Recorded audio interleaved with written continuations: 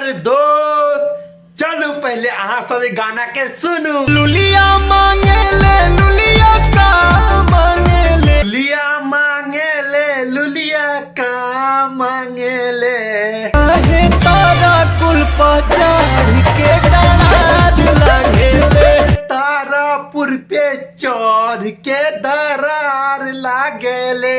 आर मांगे ले ना लुलिया पार मांगे ले आए। यो हमर दोस्त वीडियो निक लगैया तो चैनल के सब्सक्राइब कर दियो।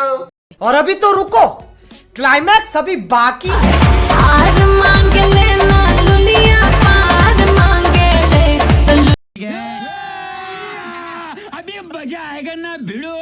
लुलिया तोहरे जैसन लामा हर भातार मांगे ले। सुनो ये गोरी रंगीली, सुनो ये गोरी रमीली, राजा के ताज, राजा के ताजा, राजा के पाजा में ताजा मिठाई, राजा के ताजा में पाजा मिठाई कबो ने खाई के मिली। खाए के कबो न मिली।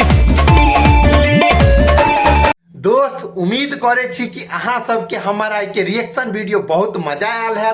तो चलो दोस्त कमेंट डाल के और वीडियो में तो देख लिया। और मिला महार के साथ में नेक्स्ट वीडियो में सब्सक्राइब करके यहाँ सब जरूर जाए। ठीक है, बाय। हर भातार मांगे ले।